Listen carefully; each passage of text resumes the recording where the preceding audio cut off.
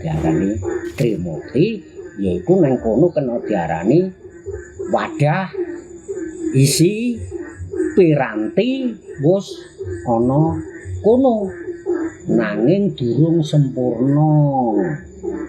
Karena diarani Trimurti wadah isi piranti wis manunggal dadi sawiji. Lho.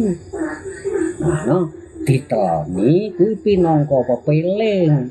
Mulane bayi lair ya diwujudke nyukuri karo berkahe pangeran.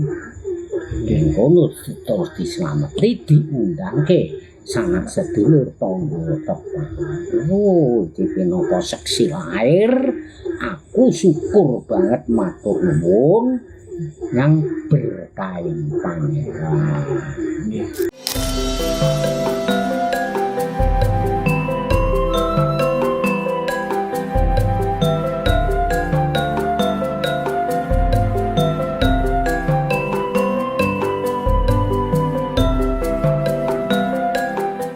Ya, mbok menawa lek kena kok anggo wimbuh pengalaman mumpung isih nom, mumpung isih bujang ya ta. Dadi kumpul padi iki ya senajan ta mung umuk-umuk ning jero umuk kuwi ana pangerten-pangerten sing kena kok bundeli, kok pepeling mbok menawa lek iso pengen gunakake. Mau rembug babakan sedulur kang wis katinggalan ngersane Gusti Allah. Nggih. Saiki ngrembug Pakde pengen sampean tak ajak ngrembug babakan jabang bayi kang isih ana jero kandungan. Ya toh? Nggih. Apa toh kok dislameti? Ku ana maksud. Ya toh? Nggih. Dadi slametane iku wiwit kandutan umur 3 sasi. Luwih sethithik iku jenenge diteloni, telunan. Nggih. Nah, tur yen wis ana 7 wulan kuwi jenenge ditingkepi. Tingkepan niku. Tingkepan. Nggih. Ha iki dhisik Pakde pengen rembug iku telunan lan tingkepan. Nggih. Apa to sebabe kok diteloni? Nah, ya iku lho kena diarani pinangka pepeling lan pinangka paseksen ya ta. Sing pangeran yaiku kang ana jero kandutan umur 3 wulan iku kena diarani Trimurti wis mapan ana kono.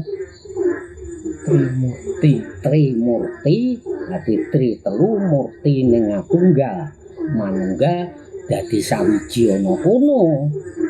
Sing diarani telu kuwi yaiku urip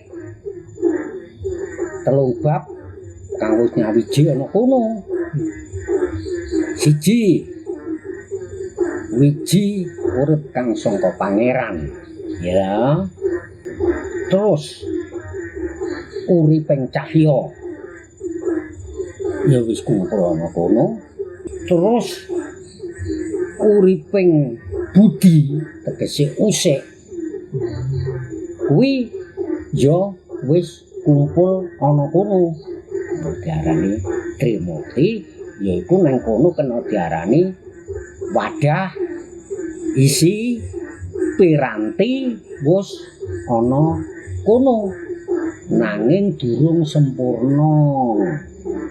Karena diarani Trimurti wadah isi piranti wis manunggal dadi sawiji. Lho. Nah, diteloni kuwi pinangka pepeling. Cara dirembug iki lho cah, ngger, lenduk.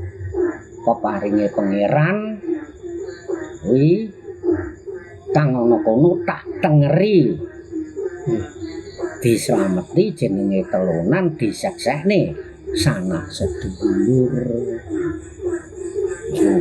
Nggih. Nah, kena diarani tingkepan.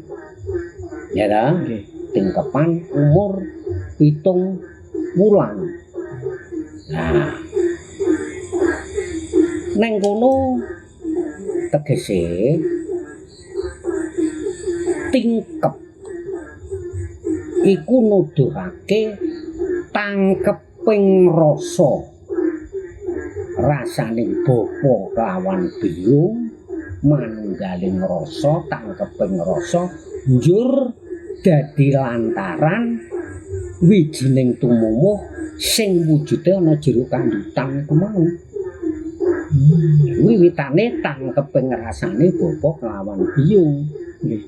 Lah, apa to kok neng kono jenenge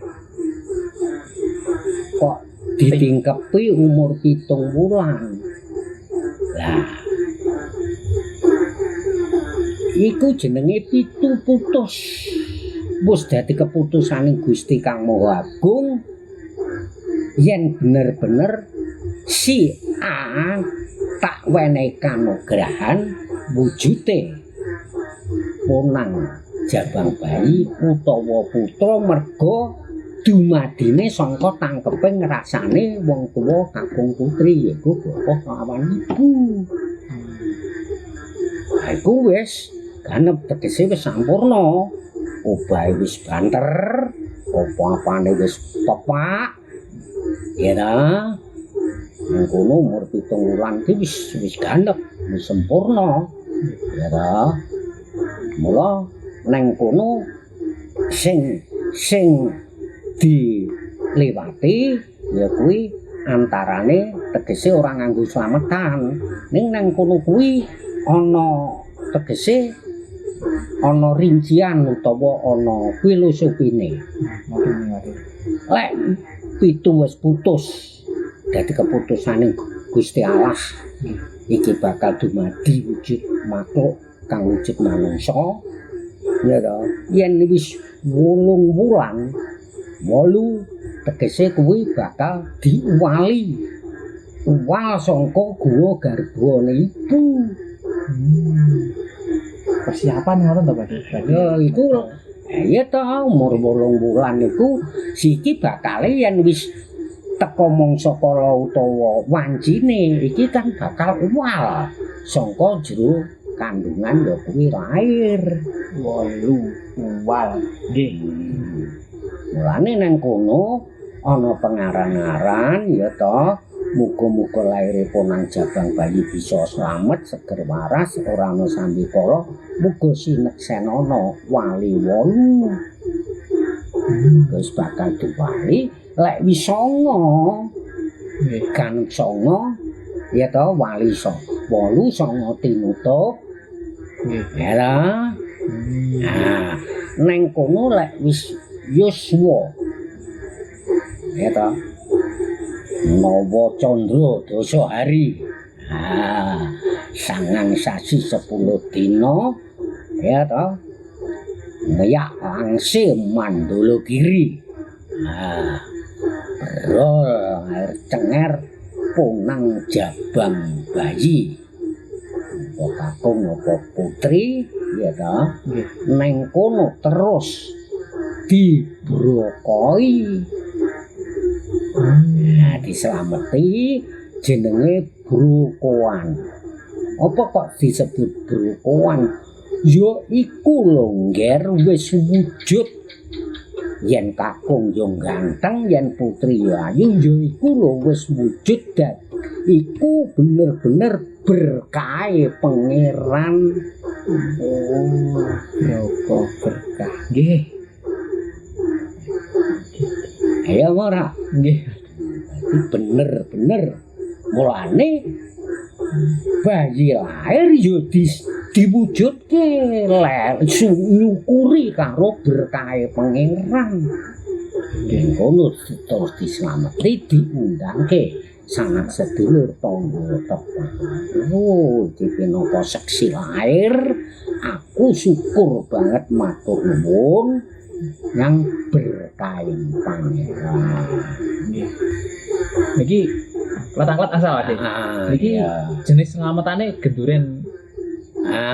Slametane persis ngampirke weton le ya bucengan. Nggih. Kuwi tapi adat daerah dhewe lho ya. Nggih. Tak kandhake wong adat iku ora padha. Nggih.